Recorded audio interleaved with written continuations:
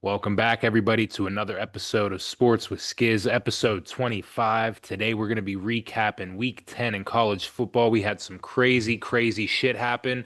But first, I want to lead it off with some boring news, I guess. I feel like we could all see that this was coming, but Tanaka, Auburn fires Hugh Freeze after they lose to Kentucky 10 to 3. That game sucked. I did not really catch any of it, but I don't think I don't think it could get worse down there in Auburn. I think this is the right move. I feel like the writing was on the wall. Auburn has yet to win an SEC game and just came out and looked atrocious this weekend.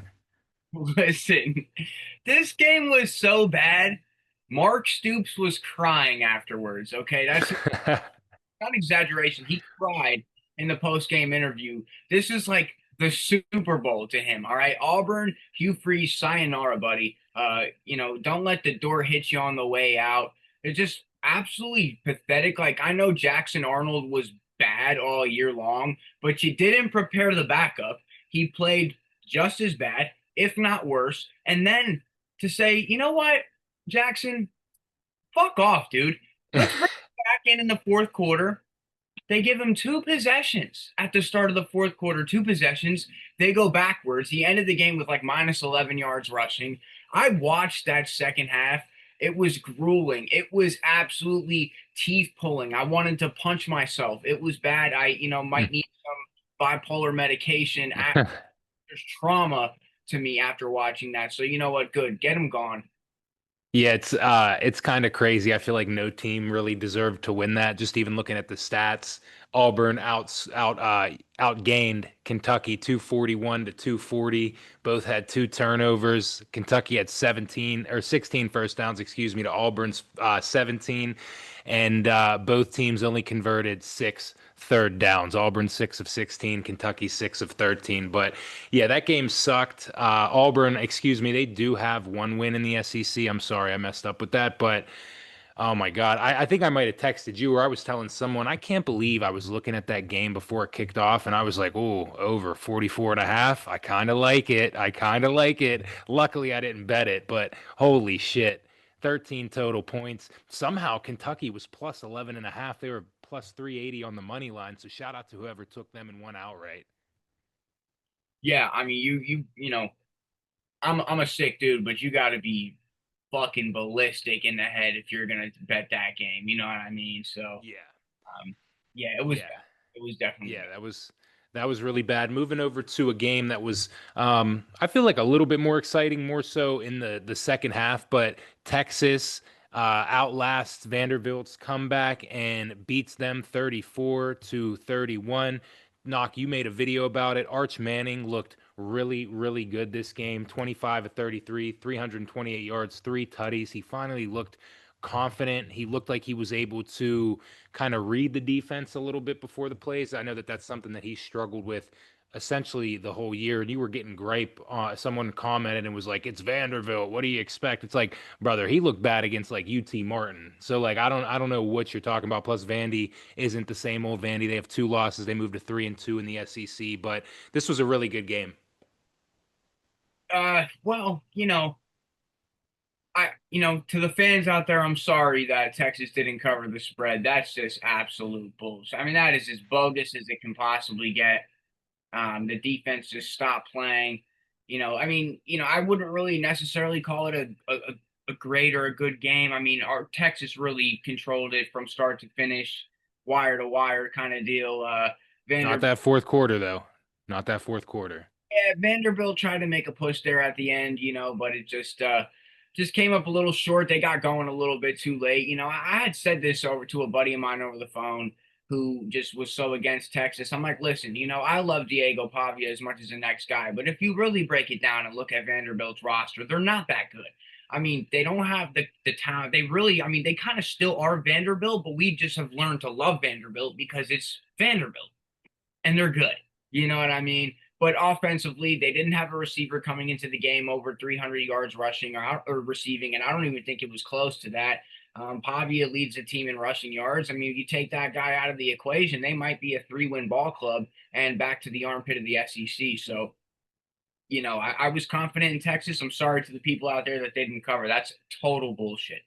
Yeah, yeah, that was crazy. I couldn't believe they didn't. And to your point too, they came out very slow, so they couldn't even really establish a run besides Diego Pavia. I mean, majority of his carries I feel like came from whenever he was scrambling for his life. He had 14 carries for 43 yards. The next closest was Cedric Alexander with five. But shout out Eli Stowers. I like him a lot. 7 receptions, 146 yards, 2 touchdowns, and along a 67. So I think he's a guy along, not along with Diego Pavia. I don't really think he's a Sunday type player, but I think Eli is definitely a Sunday type player. So, yeah, big win for Texas. Hopefully that'll spring them along a little bit. Maybe Steve Sarkisian got his swagger back a little bit, but hopefully, moving forward, they kind of lock it down a little bit more in the second half. And speaking of teams that locked it down in the second half, Ohio State 38, Penn State 14. I'm sorry to drop this one so quickly on you, Knock, but Ohio State just suffocating defense. I said it before, I'll say it again. Their defense is the best in the country. It's better than last year's. They only gave up 200 total yards of offense. Penn State kind of showed some fight in the beginning, but just not good enough to keep up with this Ohio State team. No, and we can keep this one quick. Penn State never had a chance. Ohio State is this is great what they're doing defensively. I mean, the fact that they could bring a freshman in and they've got multiple players who could be potentially considered the best 4 or 5 players in college football by some, by some. Um, there's a lot of great guys out there, but Ohio State by committee absolutely has the best team. So let's stop talking about Penn State. Last thing though, shout out Julian Sayin. I think a lot of people were kind of just weren't too sold on him early in the year, but he only had 3 incompletions. He had more touchdown passes than incompletions this game, with 4 touchdowns to 3 incompletions, over 300 yards. So he's continuing to gain stride. Jeremiah Smith had over 100. Carnell Tate had over 100. So they came in locked and loaded and wanted to prove to people, this ain't no fluke, and they definitely did that. So not sure where Penn State goes from here. They have another tough game this week where they got to host the number 2 ranked team. Again, I think I mentioned this before. I don't know if there's ever been a team that had to play number 1 week and then the next week play number 2 in the country. So that'll be very, very interesting to see.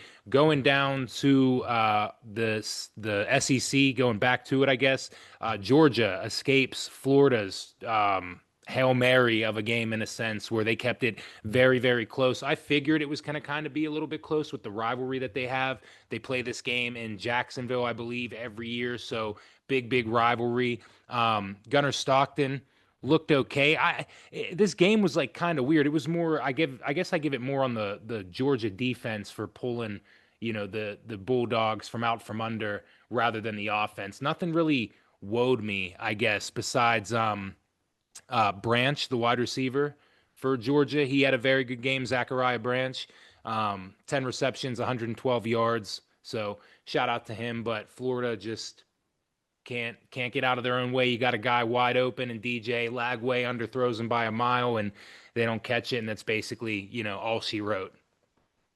Yeah, I didn't really catch any of that Florida Georgia game. I had my sights elsewhere for the most part, but I mean, what I'm looking at here is 15 of 24, buck 66 for Lagway. Didn't turn the ball over, but there wasn't anything spectacular. Our offensive line didn't do too poorly from what it looks like. He wasn't sacked at all. Georgia's defense Hmm. notorious for doing things like that. So I mean, uh, yeah, Florida just another team, kind of like Penn State, just shit the bed, and it's just like I knew they were going to lose. I definitely thought Georgia would cover though. Yeah, yeah, I'm not gonna lie. I'm a little sick. I had a little parlay, every leg hit except for Georgia, and I also did an alternate spread of -5.5. So I don't know if you saw the end of the game. It was 3rd and 1, I believe, on like the 3 yard line, and Gunnar Stockton ran it for a first down and took a knee at the half-yard line. So I fell to my knees and crumbled for the rest of the night and just pounded some Miller Lights. So I'll drink to that. Another thing that I'll drink to, Knock. I said it once. I'm going to say it again. The U is never coming back, brother. Carson Beck turns into a pumpkin yet again. Can't shake the interception bug, and Miami loses in heartbreak fashion in overtime to SMU 26-20. Carson Beck, I said it already. He's been hit with the interception bug, more specifically in the 2 losses that they have. He can't keep the ball clean. And then again, just like when they lost to Louisville, I don't know if you saw um, his post game press conference, but he kind of throws his coaching staff under the bus again. I don't think the dude really has an ounce of accountability in him. You know, he kept saying that they kept running the same play over and over. I didn't really see that from watching the game, but enough with him. I'm annoyed with him. I'm not a big fan of him. Kevin Jennings, shout out to you, brother. 365 yards and a tud. He looked really, really good. They couldn't really get their running game going, and they basically leaned on Kevin Jennings that whole game. Yeah, it was it was a tight ball game, defensive ball game for sure. SMU definitely came to play. It's just Carson Beck just throws like it's not just that he throws interceptions, they're bad interceptions too, you know what I mean? It's Hmm.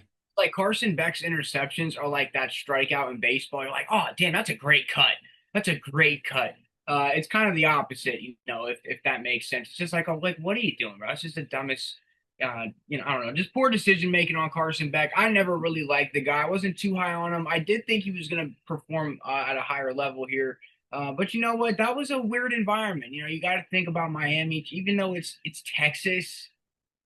SMU's got this weird it's just something about their stadium. Like there's an aura about SMU Stadium. I don't really know how to explain it, and I got a glimpse of it last year, even though I don't know how to explain it, man. I don't know how to explain it. SMU just has that weird aura at home. So I'm glad they won. A crazy, crazy win too. Good comeback on their behalf.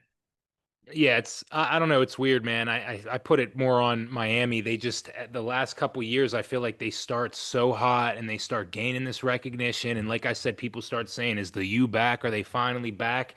And then they just come crash landing with no signs of life afterwards. So I don't really know where they go from here. They could still, potentially win out and maybe make the ACC championship, but I mean, it does kind of look in their favor. They got to play Syracuse, who hasn't really looked good. They got to play a tough NC State team. They got to go to their last two games are on the road, one in Blacksburg against Virginia Tech, and then one at Pitt, who Pitt looks really well. We'll switch over to them as well too. You know, my hometown Panthers, they go on the road to California and they beat Stanford 35-20. Mason has another game over 300 yards. He did throw two ugly interceptions that I think are just learning experiences. He's a freshman. He's trying to take shots. They were up pretty big.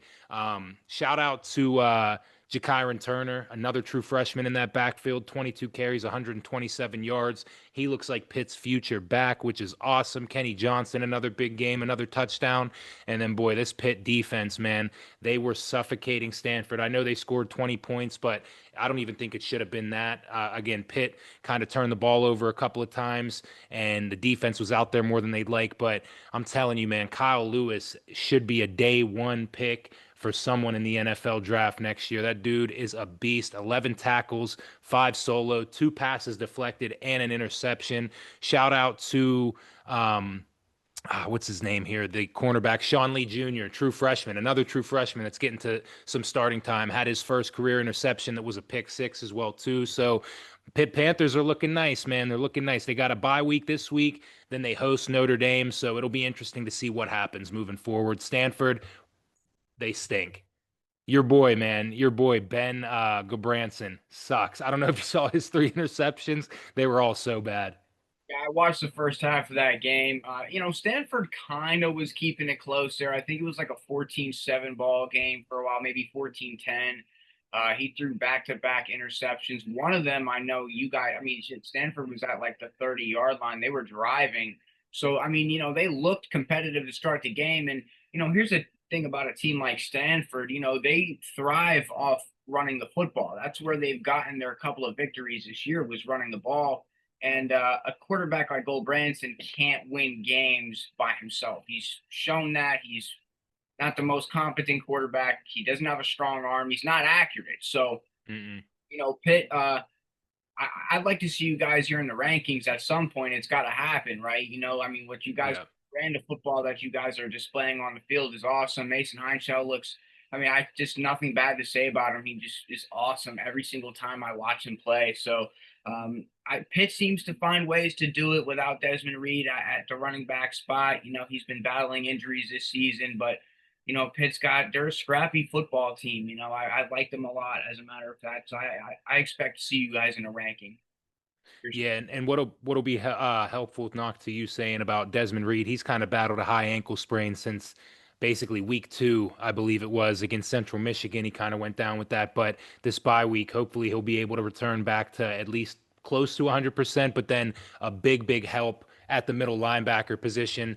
Rasheem Biles should be back as well too. He's another guy that's looking to be an All-American, but I do got to shout out Cameron Lindsay. I'm talking about freshman. He's a redshirt freshman, still a freshman. He stepped up huge the past basically 3 weeks in Rasheem Biles' absence.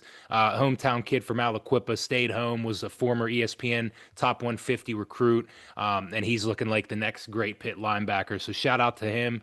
Stanford, you said about running the ball. They had 27 carries for minus 10 yards. So they couldn't really they couldn't really do anything.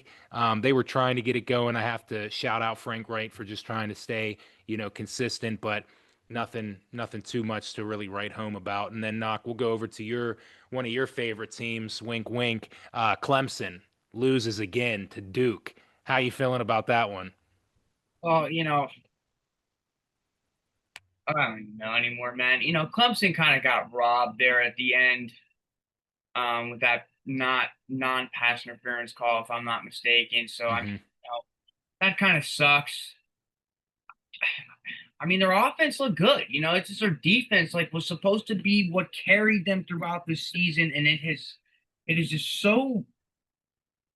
I just don't have any words anymore, Mike. This is 7 weeks that we're talking about Clemson here, bro, and like just like you said earlier, like just kind of drained out. You know what I mean? Like honestly, fuck those guys. Like not just seriously, just I can't.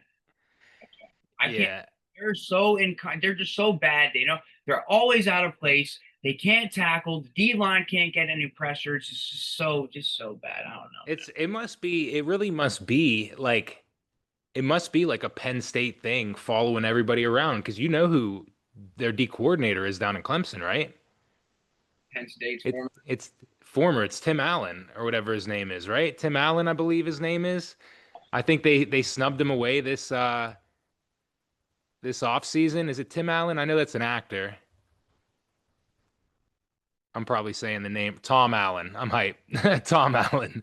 But yeah, he's their D coordinator and he can't do anything down there. So I don't really know where you go from here. Dabo in his post game press conference talked about, if they fire me now, he wouldn't blame him.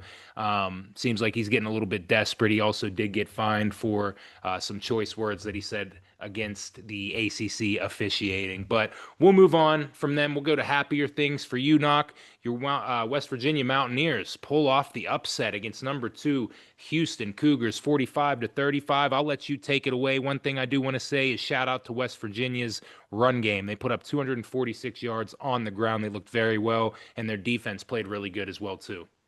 Yeah, and quarterback Scotty Fox had a little bit to do with the run game there. I think he had over 70 yards on the ground. Look, I mean, big big win, man. Big win, boys.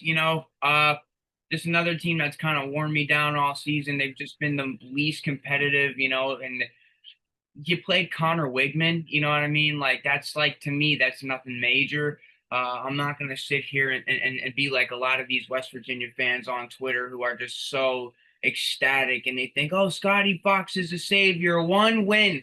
One freaking win. Mind you, he's almost the reason why they lost to Pitt, with those two bonehead interceptions. But let me digress about that. And good for Scotty Fox. He comes in, that quarterback carousel for West Virginia this year has been absolutely awful. They have started 4, maybe 5 starting quarterbacks. It's like, geez, dude, it's tiring. So congratulations to them, big win. Yeah, that was a huge win. Another team that had a huge win was Oklahoma. They went up to Neyland Stadium and knocked off Tennessee 33-28. That was a really good back and forth game. Shout out to Tennessee. Those all black uniforms with the orange are perfecto. They were so good. It was just kind of a weird game. Tennessee really like dominated the total yardage, but Oklahoma just stays strong and they find a way to come out with the victory. And the biggest thing too is, we he had so much hype, and it's like John Mateer really isn't doing too much through the air anymore. 159 yards, one interceptions, no touchdowns. He did have 80 yards on the ground, and shout out to Xavier Robinson. He stepped up in a big way again. I guess Blaylock, I think, might be battling an injury. He only had one carry, but Xavier Robinson, 16 carries, 115 yards, and a tud. The defense, even though they gave up a ton of passing yards, did show up and force interceptions with two against Joey Aguilar. So Tennessee is out of the playoff run at this moment. I don't see a way that they could get into the 12 best teams after they just got their third loss. Oklahoma keeps that alive. Yeah, yeah, man. 159 yards through the air. Um, Sorry about that. You're 159 good. through the air. They couldn't really. It's just weird. They had that touchdown on the fumble earlier. Excuse me. And that touchdown. Yeah. RM Mason.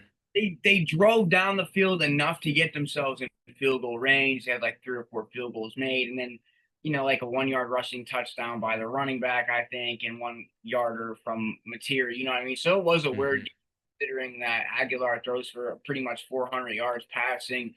Turnovers beat Tennessee in that game. Aguilar had to fumble the 2 interceptions as well. Couldn't develop a running game, so um, they tried to run the football, couldn't gain the yards. Yeah, absolutely. And then just moving on to two quick games here so we don't got to spend a lot of time. Florida wins their first ACC game in over a calendar year with a 42 to 8 win against Wake Forest. Shout out to Florida State. I really didn't watch any of this game, to be honest with you, but in no shocking turn of events, who was the leading receiver for Florida State but Deuce Robinson? So 148 yards through the air. He's a beast. Tommy Castellanos looked all right as well too, from what I'm seeing. But yeah, anything that you got to say about that? I still think Mike Norvell's kind of on the hot seat. Nah, man. Wake Forest, Wake Forest.